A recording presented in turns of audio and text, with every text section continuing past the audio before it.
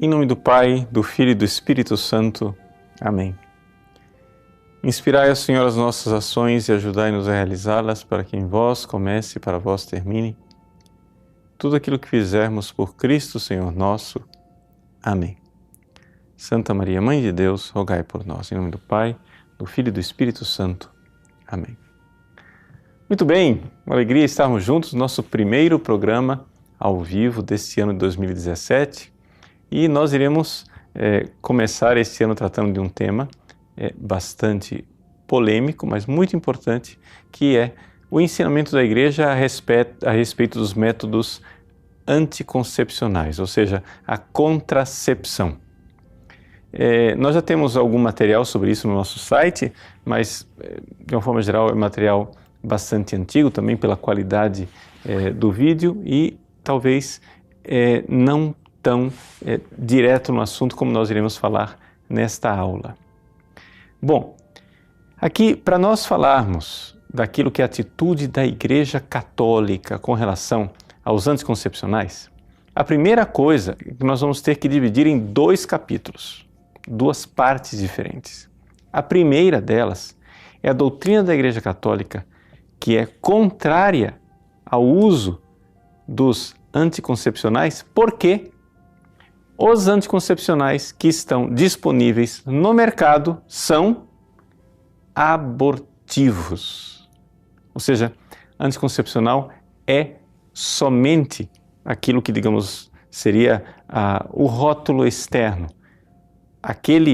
Aquela droga que é vendida na farmácia, seja ela pílula, seja adesivos, seja injeções, seja qual for o meio de você receber aquela droga, você está não somente tomando algo para impedir a concepção anticoncepcional, mas você também está tomando um medicamento que pode, sim, e muito provavelmente irá realizar um microaborto, um aborto microscópico, um aborto oculto, como é o título de um dos vídeos que nós temos no nosso site, que ficou bastante famoso. Você pode procurar lá, que eu leio lá a bula dos remédios, né?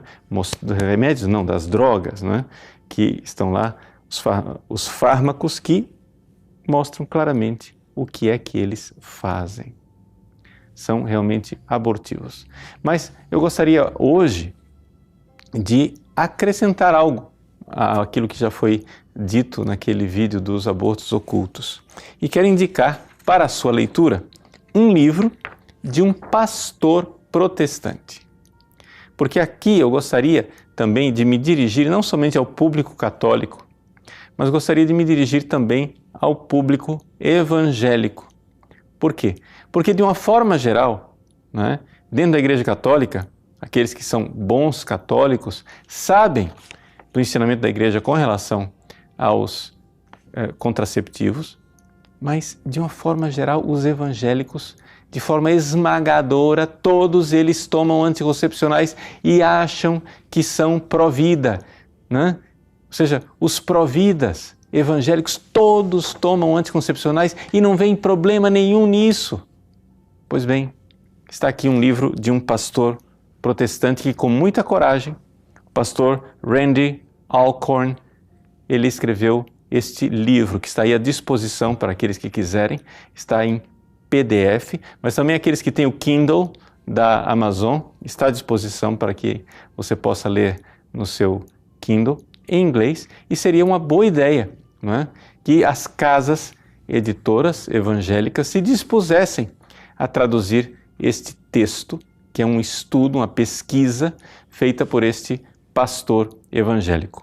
Veja, ele é casado, ele é pró-vida e durante muitos anos, no início da sua vida conjugal, ele e a esposa fizeram uso de anticoncepcionais. E todas as vezes que ele, pró-vida, ouvia dizer que os anticoncepcionais eram abortivos, ele descartava aquilo lá como uma coisa absurda, como algo que não tinha fundamento, até que finalmente ele encontrou alguém que argumentou com ele. E ele então quis pesquisar. Ele mesmo diz na introdução do seu livro, Does the birth control pill cause abortions? Se a pílula anticoncepcional causa abortos? É a pergunta dele. Nesse livro, nessa pesquisa que ele faz, ele mesmo diz que ele torcia para que o resultado fosse a favor da pílula, ou seja, que as pílulas não causassem aborto. Por quê? Porque ele não se sentia nada confortável como pró-vida, como um homem que batalhou a vida inteira pela vida, a ideia de que ele pudesse ter matado algum dos seus filhos. E, no entanto, a conclusão final à qual ele chegou nesta pesquisa extensa que ele fez e apresentada aí numa linguagem para o grande público é que, de fato, as pílulas anticoncepcionais fazem mais do que elas realmente prometem. Elas não prometem, elas prometem que irão evitar a concepção. Mas, na verdade, o que elas vão evitar é o nascimento da criança. Como assim? Bom, para você entender a argumentação e porque aqui a pílula anticoncepcional ela provoca um aborto, um microaborto, um aborto microscópico, nós precisamos, em primeiro lugar, colocar uma ideia bem clara. Quando é que começa a vida humana? Não é? Bom, o que acontece é o seguinte, a vida humana ela começa na concepção. Isto é algo claríssimo para a tradição cristã, tanto católica como evangélica, e é algo também claríssimo para os ensinamentos da ciência atual. E é interessante nós notarmos isso, que a ciência, quanto mais ela progride, mais ela chega a resultados que vão contra, né, a mentalidade que é a favor do aborto. Por quê? Porque a ciência chegou aos mínimos detalhes microscópicos, não é? Coisas que nós não tínhamos, por exemplo, durante a Idade Média. Durante a Idade Média, São Tomás de Aquino não sabia como é que se desenvolvia, não é? O embrião e o feto humano. Nós podemos saber com grandes detalhes. Então, como é que acontece a vida humana?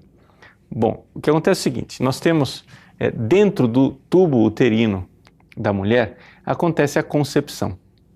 E a concepção, todo mundo sabe, é um óvulo que é imenso, né, comparado com o espermatozoide, que é pequenino, e o espermatozoide, então, ele vai fecundar o óvulo. Nesta fecundação, o que é que acontece?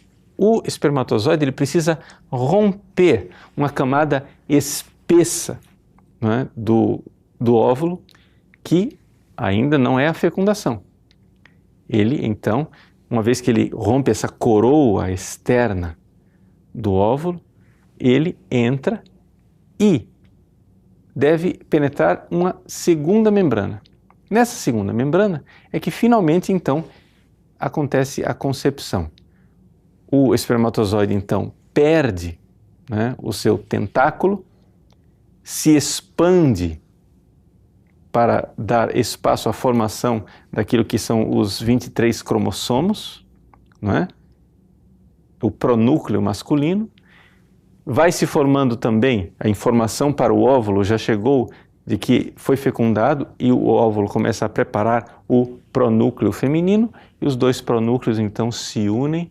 Ali, naquele momento da união dos dois pronúcleos, ali nós temos a infusão de uma alma humana. É um milagre extraordinário que Deus realiza dentro do corpo da mulher. É algo fantástico, é algo que nos faz agradecer a Deus pela dignidade da mulher, cujo corpo é o santuário da vida. Mas, infelizmente, a maldade humana quer transformar esse santuário da vida, onde acontece o milagre da infusão de uma alma humana, né? Vamos aqui colocar que este óvulo já não é mais um óvulo, é um ovo fecundado. ele imediatamente começa já a se multiplicar, né? Então, de uma célula passa para 2, para 4, para 8, e então este ser humano aqui já é humano. E como é que nós sabemos que ele já é humano? Vamos pegar uma analogia para algo que a gente conhece um pouco mais de perto, que é o ovo da galinha, não é isso? Um ovo fecundado de uma galinha, quando a galinha põe o ovo, né? Ou seja, o galo, ele fecunda o ovo, o óvulo da galinha, dentro do corpo da galinha, como acontece com os seres humanos. Mas o que acontece é o seguinte, uma vez feita esta fecundação, a galinha, ela não vai ficar grávida, ela vai pôr o ovo. Por quê? Porque o ovo da galinha, ao contrário do ovo humano, é muito grande, é enorme. O ovo humano é microscópico. O ovo da galinha é enorme. Por quê? Porque ali ele já tem todo o alimento necessário para formar o pintinho. De tal forma que a galinha põe o ovo e a única coisa que aquele ovo vai precisar agora é simplesmente ser chocado. Ele precisa de chocadeira, mas ele já tem ali todo o alimento necessário para se desenvolver e para nascer um pintinho. Agora, a pergunta é a seguinte, alguém duvida que aquele ovo fecundado já tem tudo para ser um pintinho? Alguém vê a galinha colocar ali dentro da casca do ovo alguma coisa a mais para que vire pintinho? Não, aquilo se desenvolve sozinho porque ali já tem tudo, ali já é uma vida de uma galinha. Não é pecado nós fritarmos um ovo assim como não é pecado nós fritarmos uma galinha, porque é um animal que está aí para nós nos alimentarmos, não é? Um animal que não tem alma, é um animal que está aí para o serviço do homem. Nós devemos respeitar os animais, mas ao mesmo tempo nós nos alimentamos, não é verdade? Bom, o fato, porém, é que o ser humano, desde o primeiro momento da concepção, ele já tem a alma, ele já tem ali tudo o necessário para se desenvolver como ser humano, mas existe um problema. É que sendo esse ovo humano tão pequeno, ele, então, vai descendo pelo tubo uterino. O tubo uterino, ele tem cílios que ajudam o ovo a descer. O ovo, então, vai descendo o tubo uterino até que, finalmente, ele chega ao útero. E no útero, a parede do útero, que é chamada de endométrio, irá acolher,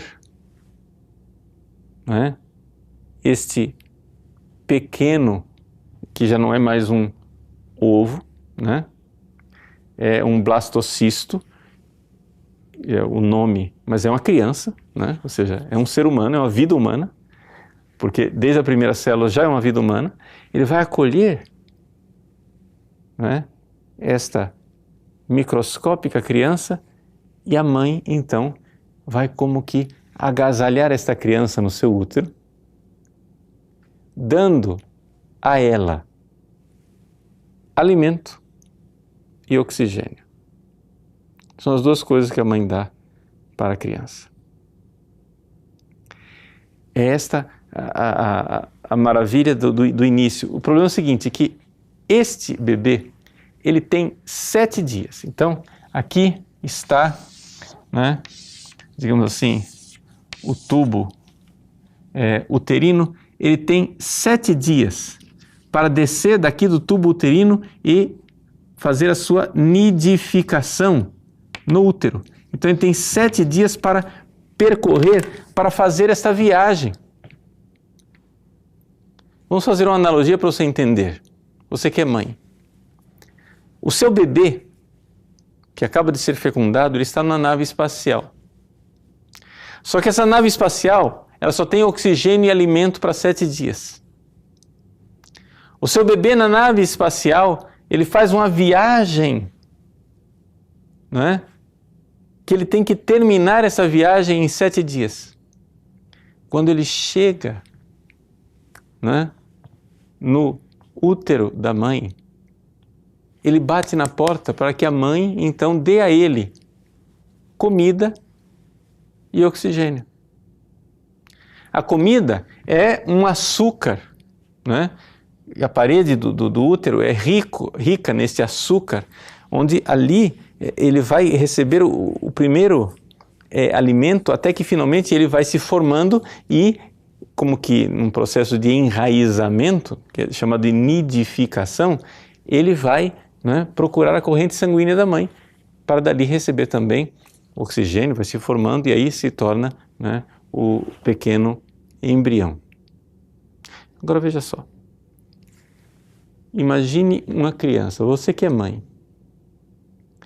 Você imagine que esta criança, nesta viagem de 6 dias, que ela tem um prazo de 6 dias, ela só tem oxigênio e ela só tem comida para 6 dias.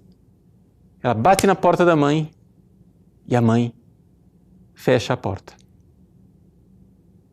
E diz, não te dou comida, não te dou oxigênio. A criança morrerá de fome e morrerá sem oxigênio. É isso o que faz o anticoncepcional. O anticoncepcional faz isso, ele impede o processo de nidação. Ele impede que a criança, né, que está nessa nave espacial descendo na direção, né, ela quer atracar, ela está procurando uma escotilha de onde ela receba comida e oxigênio. A criança então não recebe nem comida e nem oxigênio da mãe. Ela é repelida, morre de fome e sem oxigênio e será então expelida na próxima menstruação, que na verdade é uma falsa menstruação, ou seja, uma pseudo-menstruação, porque é uma espécie de menstruação atrasada, porque na verdade a mulher engravidou. Só que a menstruação atrasa, porque o processo começou, o útero ia acolher, mas não estava pronto porque os hormônios do anticoncepcional impediram esse acolhimento. É isto que é o microaborto que é feito pelos anticoncepcionais. Vamos esclarecer mais ainda. Vamos lá. O que é que faz o anticoncepcional? Ele faz 3 ou 4 coisas, né? Primeiro,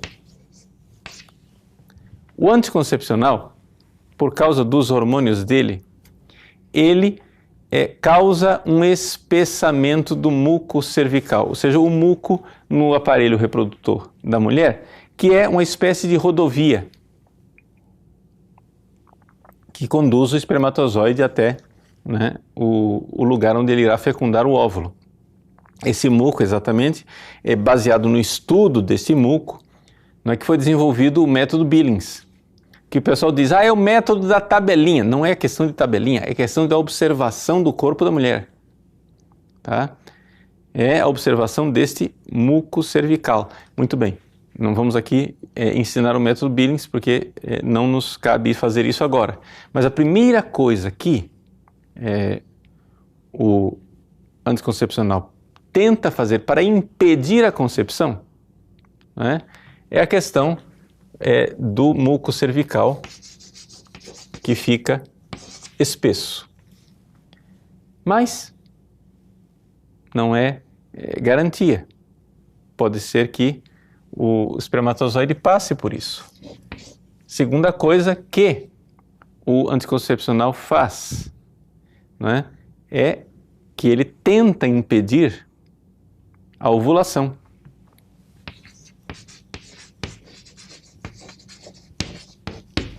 Só que acontece o seguinte, né? Ele quase nunca tem sucesso. a capacidade que o anticoncepcional tem de impedir a ovulação é pequena. Por quê? Porque se eles colocarem a quantidade de hormônio suficiente para tentar impedir a ovulação, como eram as pílulas lá na década de 60, quando ela primeiro foi inventada, né? Eles colocavam, né, uma quantidade de hormônio que correspondia a 150 microgramas. Hoje, os anticoncepcionais do mercado têm cerca de 20 a 30 microgramas, ou seja, muito menos do que era a quantidade de hormônio daquela época. Isso quer dizer o seguinte, se naquela época, né, havia uma grande possibilidade da mulher engravidar mesmo com a pílula anticoncepcional, imagine agora, muito maior. E então, ele tenta evitar a ovulação. São as duas tentativas. E ao fazer isto, ao alterar o muco cervical e ao tentar evitar a ovulação, o anticoncepcional ainda não é abortivo. Ao fazer essas duas coisas. O problema é que a terceira coisa que ele faz, né, é que ele impede a nidação. Que foi aquilo que eu descrevi. Ou seja, ele impede que a criança entre em contato com a corrente sanguínea da mãe e, portanto, a criança não recebe o alimento e não recebe o oxigênio. E ela morre de fome e sem oxigênio. Essa é a realidade. Eu disse que são 3 ou 4 coisas, por quê? Porque também o anticoncepcional, ele altera, não é? Ele retarda os movimentos ciliares, os cílios do tubo uterino, né? De tal forma que o óvulo então não desce. Os movimentos peristálticos, os cílios do tubo uterino, né, que levam o óvulo para frente, o anticoncepcional ele bloqueia aquilo e impede que a criança chegue lá no útero, portanto, a criança morre sem alimento e sem oxigênio. Mas se a criança, por acaso, chegar no útero, que já foi uma viagem mais difícil do que o normal, se por acaso ela chegar no útero, né, lá ela não irá encontrar aquele abraço da mãe, não irá encontrar, né, aquela acolhida do útero. O útero foi feito para acolher, né, o pequeno embrião, né, mas não será acolhido. Então, essa é a tragédia do anticoncepcional. Então, em primeiríssimo lugar, nós temos que entender que o nome disto aqui é aborto. Todos os cristãos, católicos e protestantes, estão em perfeito acordo de que a vida começa na concepção. Isto porque nos diz a Sagrada Escritura, a tradição da Igreja e não somente a ciência moderna. Não é? Aqui não cabe entrar numa discussão medieval de quando é que a alma é infundida ou não na criança. Não é essa a questão. Né? O pessoal diz, na Idade Média, Tomás de Aquino achava que a alma só era infundida 40 dias depois da concepção. Isso não é a questão que está sendo discutida. Por quê? Porque quando é infundida a alma ou não é infundida a alma, não interessa. Tomás de Aquino, ele condenava o aborto desde a concepção. Por quê? Porque sabia que podia não ter a alma, né, infundida ainda, conforme a concepção da biologia da época dele, mas ele sabia que já era a vida humana e que era pecado e que era condenado pelas Sagradas Escrituras. Então, é evidente, aqui não se trata de encontrar brechas para dizer, então nós podemos abortar, né, nos primeiros 40 dias. Bom, mesmo assim, nos primeiros 40 dias, a gente sabe muito bem que quando finalmente uma mãe resolve abortar, ali nós já estamos muito mais do que nos primeiros 40 dias, né? Mas fecha parênteses, não é isso que está sendo debatido aqui. O que está sendo debatido aqui é a ação do anticoncepcional. O anticoncepcional, ele faz isso. Este é o anticoncepcional normal. A chamada pílula do dia seguinte, né, ou contracepção de emergência, é isso daqui, né, é muito mais forte, né? É esse negócio aqui com uma carga muito maior de hormônios, né? E nós sabemos muito bem que o caminho que o espermatozoide faz para o tubo uterino, né, é muito rápido. Quando finalmente a chamada contracepção de emergência vai agir para impedir a ovulação, ela evidentemente que no mais das vezes ela não impede a ovulação coisa nenhuma, porque já é tarde demais. A mulher já ovulou, né? O que ela faz mesmo é impedir a nidação e, portanto, a contracepção de emergência, chamada contracepção de emergência, ou seja, a pílula do dia seguinte, na verdade é um potencial abortivo muito superior ao do anticoncepcional comum. O potencial abortivo dos outros métodos é a mesma coisa, né? Ou pior, como por exemplo o dispositivo intrauterino, que é evidentemente, claramente abortivo, porque ele nem tenta fazer essas duas coisas aqui, ele já parte para a terceira, para impedir a nidação, né? Então, infelizmente, essa é a realidade hoje no mercado. Você que é pró-vida, mas não é contra os anticoncepcionais. Se você dissesse assim, e no mercado, será que eu encontro algum anticoncepcional que não trabalhe desta maneira? Resposta, não, você não vai encontrar. Se ele existe, ele é raríssimo. Se ele existe por manipulação em laboratório, mas não, ele não está na linha de produção. Por quê? Porque um anticoncepcional que tente somente impedir a concepção, ele, na verdade, altera o corpo da mulher de uma forma enorme, causando não somente dores, trombose, hemorragias, acidentes vasculares, e tudo isso pode ser causado pelos anticoncepcionais normais, né, numa proporção menor, mas os problemas de saúde dos anticoncepcionais para as mulheres são uma coisa trágica, né, trágica, mas deixemos isso de lado, né? O importante aqui é nós entendermos, nós que somos pró-vida, entendermos, sim, infelizmente, os anticoncepcionais são abortivos, então nós podemos aqui imaginar os milhões e milhões de abortos que são feitos por mulheres que nem sequer sabem que estão matando os seus filhos. Eu tenho certeza, se a maior parte das mulheres cristãs brasileiras soubessem isto que eu estou explicando aqui, elas deixariam de usar os anticoncepcionais imediatamente. Mas esta é somente uma parte da história. Existe uma outra razão pela qual a igreja é contra os anticoncepcionais, não somente porque ele é abortivo, mas porque, mesmo que fosse somente esta primeira parte, a Igreja Católica, mesmo assim, seria contra. Nós vamos ver por quê, depois de um breve intervalo.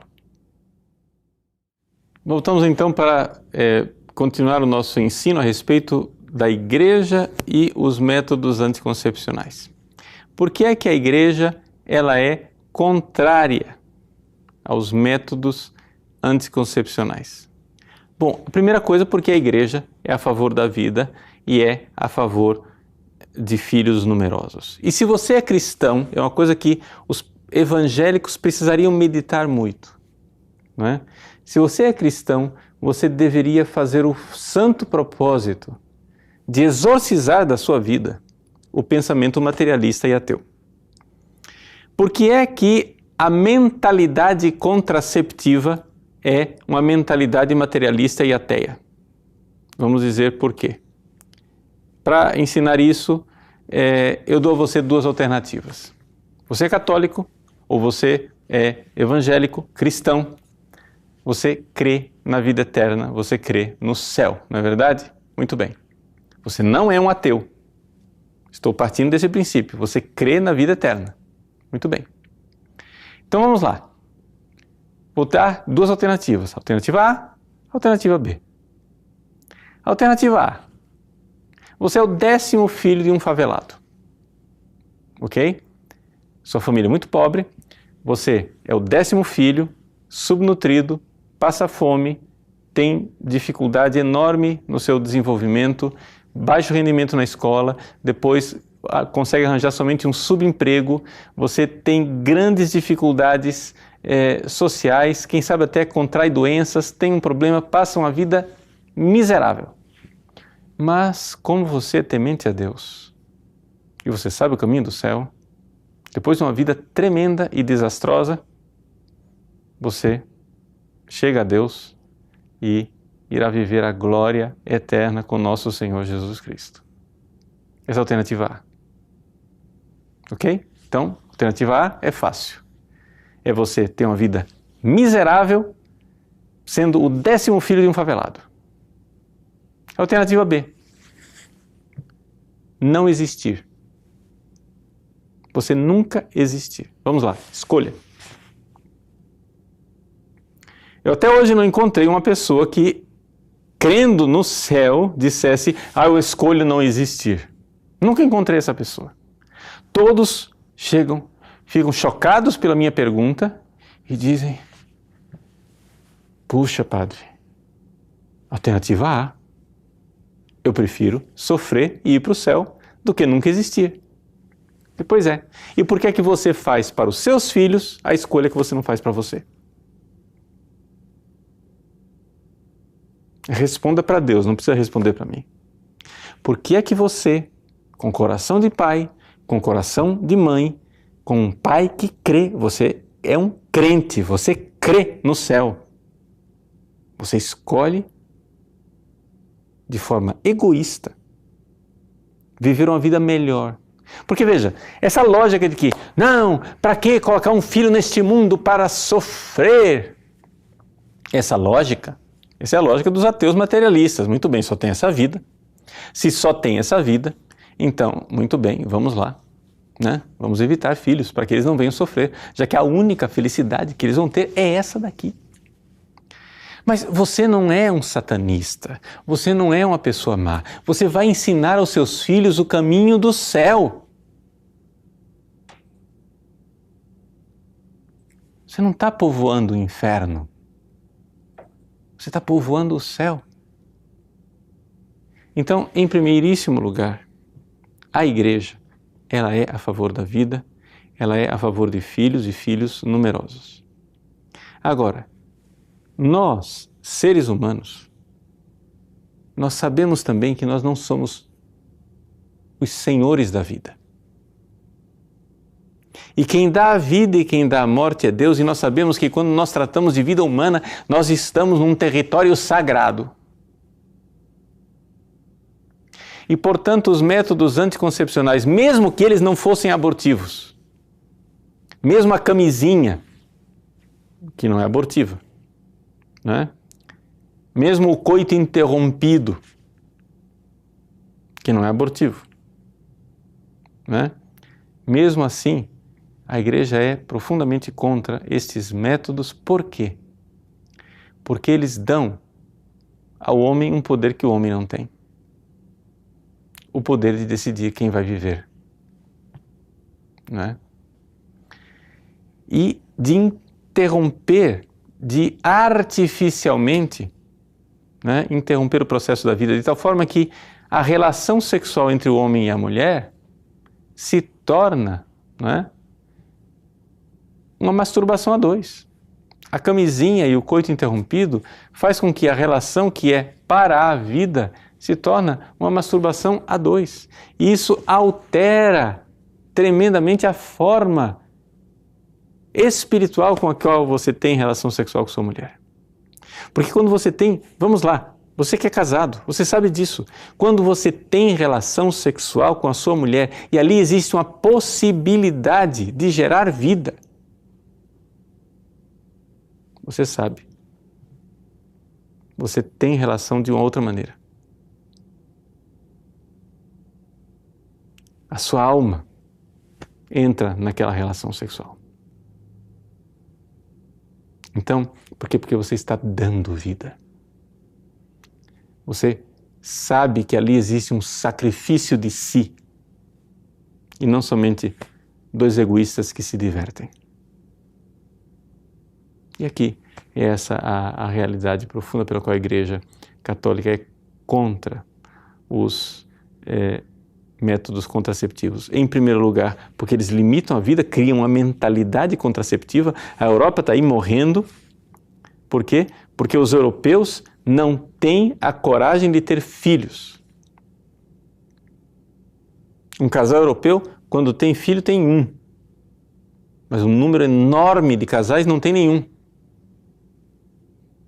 E o recurso ao aborto, e o recurso à contracepção, laqueadura, vasectomia, são todas realidades, não é? Tremendas, que limitam o número daqueles que irão ir para o céu. Se você, cristão, se você derrama o seu sangue para pregar o Evangelho, se você derrama o seu sangue para converter as pessoas, para levá-las para o céu,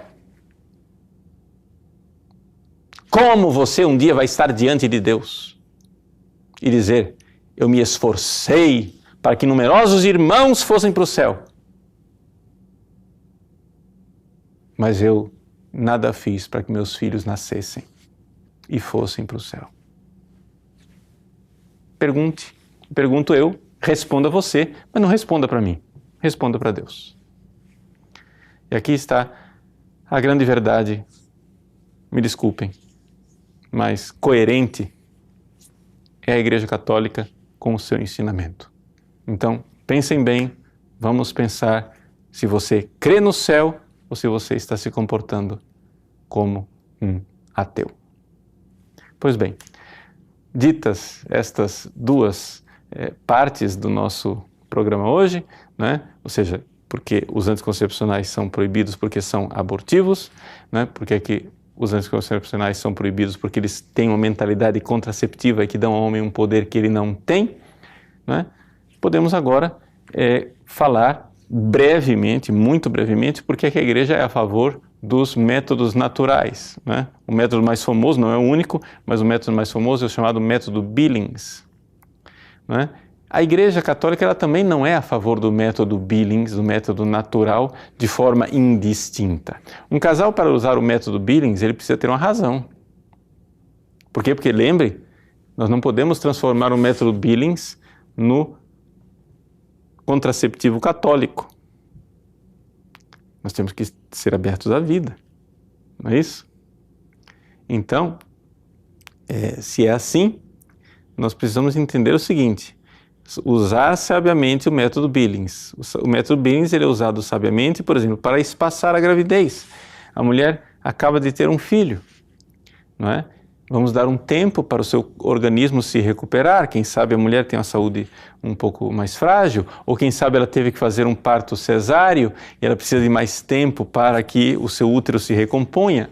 Muito bem, isso justifica o método Billings. Ou seja, é um casal que pode usar o método Billings e ele é muito eficaz. Ele é realmente eficaz. As pessoas dizem: eu conheço pessoal que usa o método Billings e tem 5, 6, 7 filhos. Não funciona esse método. Bom, eles têm 5, 6, 7 filhos porque eles são pró-vida, porque eles são a favor da vida. Um católico que usa o método Billings de forma sábia. Não, mas eu conheço uma pessoa que usava o método e aí falhou. Não, o método não falha. O que falha é a pessoa que teve relações quando não deveria. Por quê? Porque, evidente, é um método também que está baseado na abstinência sexual. Ou seja, existem dias que de jeito nenhum você pode ter relação sexual se você quer evitar uma gravidez.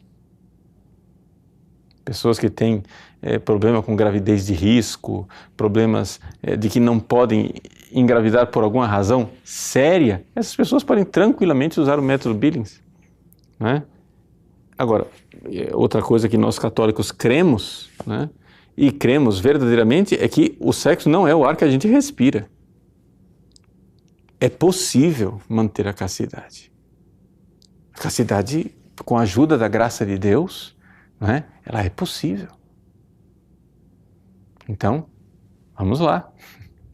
Vamos, né, viver e buscar a graça de Deus. Algumas pessoas, a gente vê às vezes pessoas falando de dramas de casais, quando a gente sugere um período de continência, de castidade, nossa, parece que o céu vai desabar. O céu vai desabar, mas espera lá, gente, não é isso. A castidade ela é possível. A igreja sabe ensinar o caminho da castidade, né? Mas isso nos levaria a um outro programa, né, que nós podemos e certamente iremos fazer brevemente. Mas eu quero abrir um espaço para o diálogo com você. Eu sei que são muitas as perguntas, eu sei que muita gente vive dramas pessoais e, sem nenhuma pretensão de responder todas as perguntas, gostaria agora de abrir para que você fizesse a sua pergunta. Então vamos fazer um pequeno intervalo e agora eu irei responder as perguntas dos nossos ouvintes. Até já.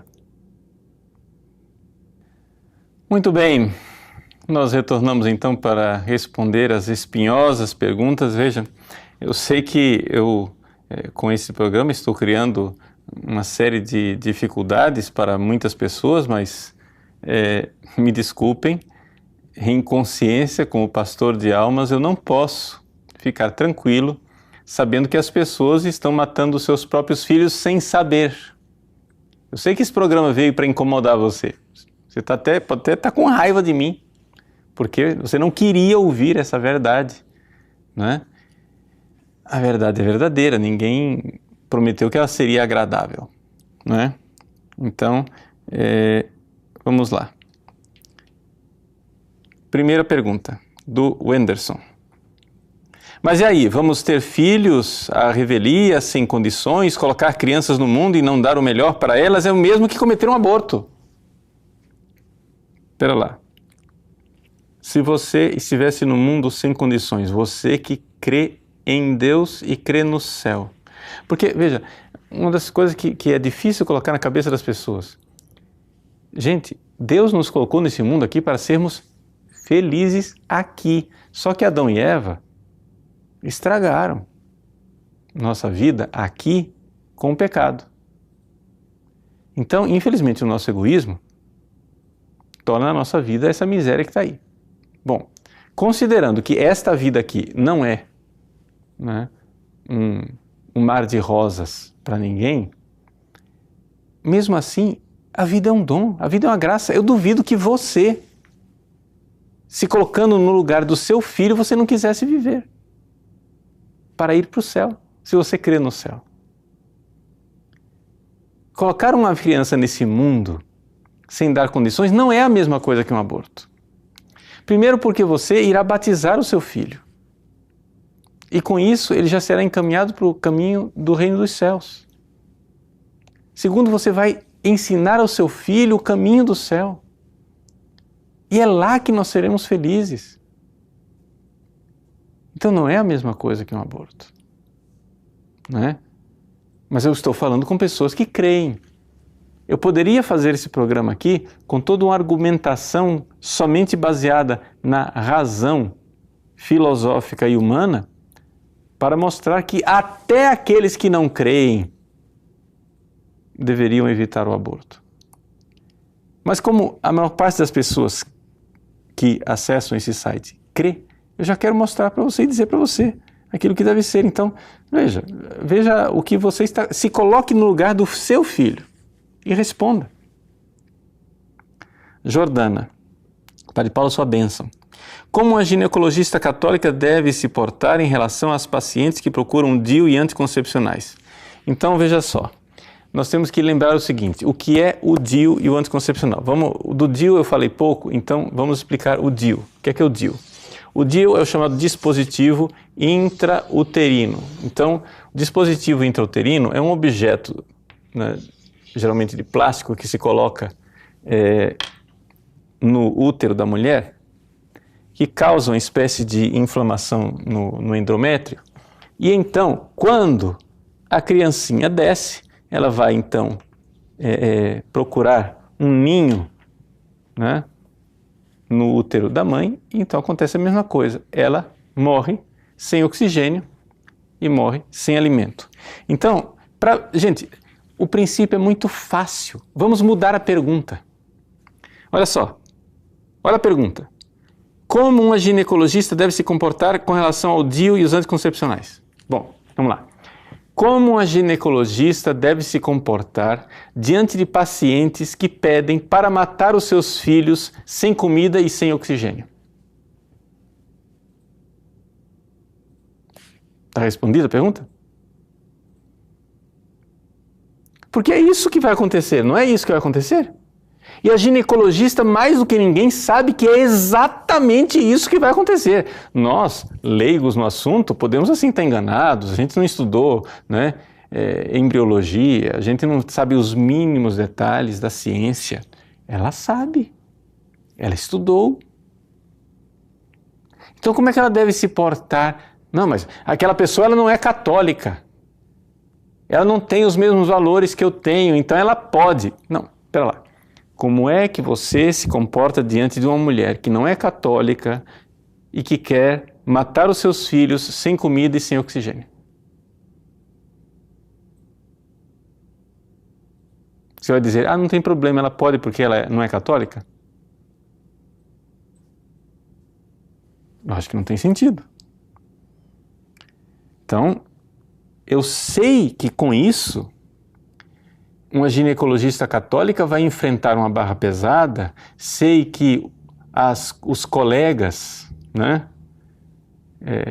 vão cair em cima dela, dizendo que ela é bitolada, é maluca. Eu sei que ela pode perder pacientes, perder, aspas, clientes, né, pacientes.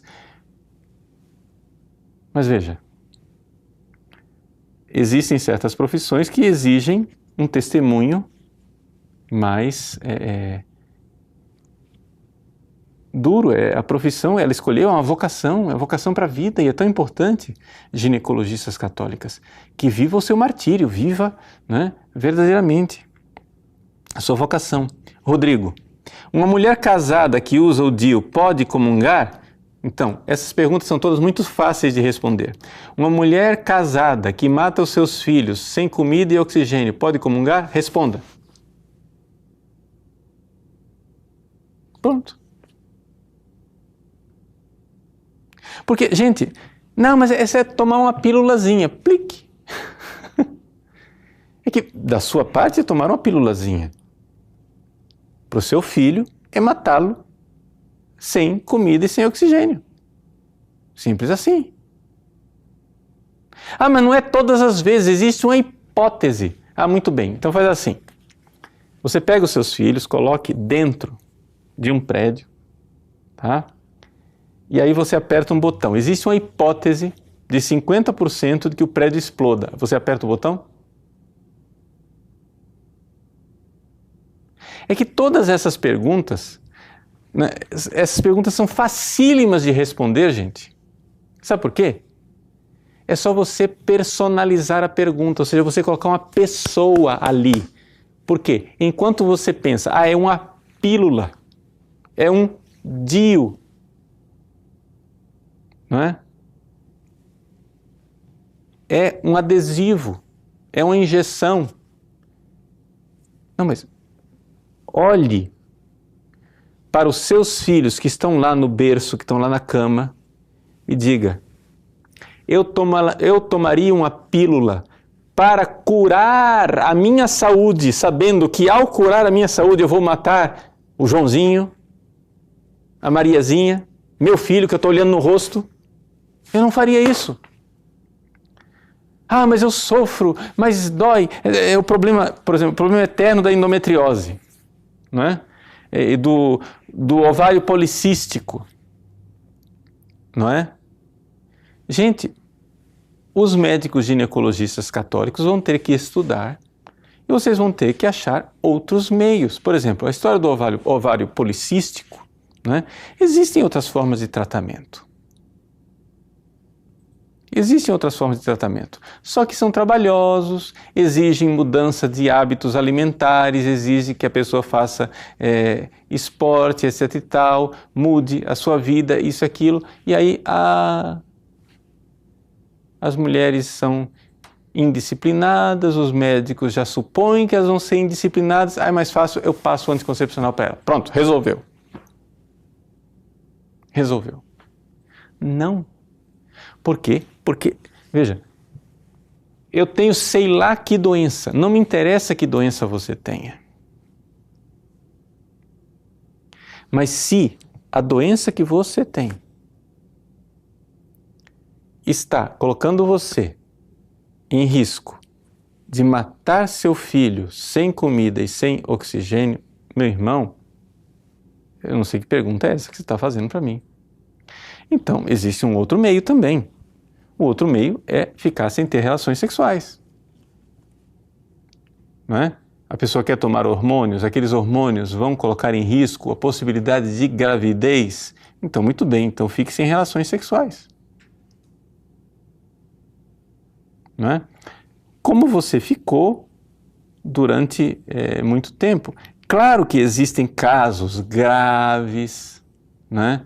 Existem casos extremos, que aí existe sim a possibilidade do recurso cirúrgico, porque não há outro caminho, mas isso deve ser muito avaliado, não é qualquer doençazinha. E aí a cirurgia para tratar daquela situação toda, etc., pode causar uma esterilidade na mulher, mas esses são casos extremos, não é? Deve-se procurar outros tratamentos, mas não o tratamento que mate crianças. Miguel, padre, concordo que devemos fazer mais filhos por causa do que está acontecendo com os muçulmanos, mas isso não seria contra as leis de Deus também? Não estaríamos sendo senhores da vida? Como assim, Miguel? Você não decide ter filhos, não é? No sentido de ser senhor da vida. E depois a gente não vai ter mais filhos para popular a terra de católicos porque os muçulmanos decidiram popular a terra de muçulmanos. Não é essa a razão. A razão é outra, é uma razão do amor. É que nós amamos a vida, amamos os nossos filhos e estamos abertos ao dom da vida. Não é porque um casal tem relação sexual que eles necessariamente vão ter filhos. Quantos e quantos casais, infelizmente, miseravelmente, né, dolorosamente, têm relações sexuais e não conseguem engravidar? Né? Nós não somos senhores da vida de forma alguma, nós estamos nos abrindo à vida para um dom que Deus concederá se Ele quiser. Carol, padre, como fica o profissional católico que trabalha, por exemplo, com pessoas drogadictas que têm um filho atrás do outro? É lícito indicar ligadura de trompas? Veja, Carol, aqui nós não devemos, né, aqui indicar caminhos mais fáceis para uma pessoa cuja solução é realmente a reabilitação, né? Então, assim, a mutilação nunca é um caminho válido, não é? É como se dissesse assim, uma pessoa que não consegue parar de estuprar os outros, você cortaria o pênis dele? É uma mutilação.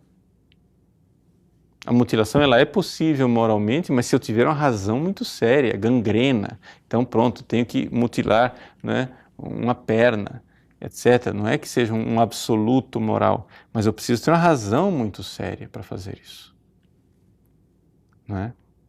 Então eu não devo aconselhar esse tipo de coisa. É lícito tomar anticoncepcionais quando não se tem vida sexual? Sim. Ou seja, se você não tem uma vida sexual ativa, você não está tendo relações sexuais com ninguém, então é possível sim tomar o anticoncepcional. Agora tem que ver se é o melhor para você, porque infelizmente a cultura médica que se instalou, né, no campo dos ginecologistas, né, é muito de recurso ao anticoncepcional porque é um meio mais barato, mais fácil, mais disponível, que está aí. Mas, gente, com hormônio não se brinca. O hormônio não é o primeiro recurso. O hormônio é uma coisa muito complicada para a gente ficar mexendo com isso. Então, se encontrar outros meios, é muito melhor. Padre, meus pais usam contraceptivos, mesmo dizendo que a igreja proíbe e que isso é um pecado mortal, comungam, como se isso não fosse nada. O que fazer? Fazer eles assistirem o vídeo, a primeira parte, onde eu mostro que isso mata crianças. É isso que você deve fazer. Se eles fazem, é porque eles não fazem ideia do que eles estão fazendo. Ana, tive dificuldade com o método, com o MOB, método de ovulação Billings. E pela bênção de Deus engravidei do terceiro filho. Mas por riscos de vida não posso engravidar uma quarta vez. Aí vem o meu desespero. Posso pensar em laqueadura das trompas? Ana, são casos bastante complexos que não dá para responder aqui. Eu aconselharia você, né, a procurar realmente um acompanhamento mais especializado. Por quê? Porque tem que ver onde é que houve a dificuldade, qual foi a dificuldade, porque assim, a dificuldade geral, assim, tive dificuldade, onde foi?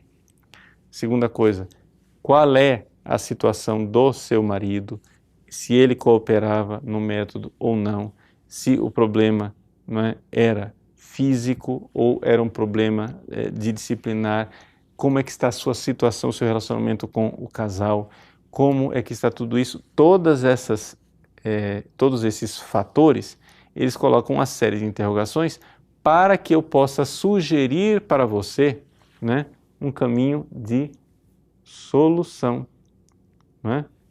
Pode ser que depois, no fim das contas, a solução seja realmente carregar a cruz da situação que você vive.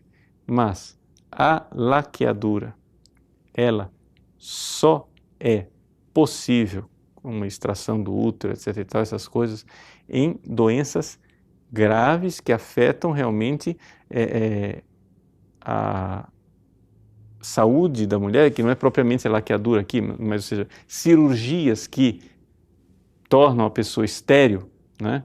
Cirurgias que tornam a pessoa estéril só são justificáveis como método para salvar a vida da pessoa, mas não para salvar de uma hipotética gravidez de risco. Porque também eu quero lhe dizer uma coisa. Eu não conheço o seu caso, e aqui que é a dificuldade de responder isso, mas eu não respondo ao seu caso, respondo ao caso de tantas mulheres, né, que eu já encontrei. Muitas vezes, é muito frequente os médicos estarem fazendo com as mulheres uma espécie de terrorismo, né, emocional.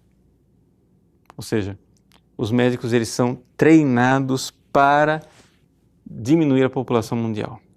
E aí, tão logo vocês sabem disso, isso é muito comum em obstetras, muito comum em ginecologistas, tão logo a pessoa tem o primeiro ou segundo filho, o médico já começa a sugerir. Então, vamos laquear? Vamos fazer vasectomia? Vamos fazer alguma coisa? Vamos parar? Chegou? Basta? Né? Ou seja, a mentalidade contraceptiva, infelizmente, miseravelmente, ela se instalou nos médicos, porque eles foram formados para isso. Né? As razões pelas quais eles foram formados para isso aí nós poderemos, né, ver em um outro curso. Aliás, antes de concluirmos, eu gostaria aqui de dizer uma palavra para você que ainda não é nosso aluno, que nós vamos começar na semana que vem um curso intensivo, são 5 dias, todos os dias da semana que vem à noite nós estaremos unidos, né, juntos, em um programa ao vivo, respondendo perguntas para os alunos do site, onde nós vamos falar da igreja e o mundo moderno. Uma das coisas que irá entrar dentro deste curso é exatamente de onde que vem toda esta cultura miserável de morte, né, que se instalou no nosso mundo, e por que é que a igreja ela apanha tanto e é tão perseguida exatamente porque defende a vida, né? Então veja só, gente, o que eu gostaria de dizer no fim, assim, para concluir o nosso encontro no dia de hoje, é o seguinte: vejam, Deus nos chama para o desafio maravilhoso de amar. Então, creia no amor. Creia, número 1, que Ele morreu por você, se entregou e que Ele quer preparar um céu para você. Vamos. São situações difíceis, eu sei. Eu sei que muitos e muitos casais vivem uma grande dificuldade porque o homem, a mulher nem sempre são convertidos, né? Na mesma proporção. Às vezes um já chegou lá, já entendeu, o outro ainda não entende e isso causa um pouco de cruz, de desconforto. Tenham paciência em Deus, né? Vamos pacientemente. Mas o que nós precisamos todos concordar desde o início, né, é que não dá para negociar a vida humana. E se nos métodos que você está usando, você está aqui colocando em risco vidas humanas de filhos seus, então nós precisamos realmente tomar uma atitude, tá? Então, quero que vocês entendam. A primeira, eu fiz questão de separar, né, esse nosso curso em 2 partes, né, porque a primeira parte é a mais importante e a mais urgente. Aqueles primeiros minutos em que eu falei que os anticoncepcionais são abortivos, essa é a mensagem mais urgente, mais necessária e principalmente para que católicos e evangélicos saibam e tomem providências. A segunda parte, né, talvez nós precisamos de algum tempo para algumas pessoas realmente ainda entenderem, mas se dermos o primeiro passo, já será uma grande coisa. Deus abençoe você. Em nome do Pai, e do Filho, e do Espírito Santo. Amém.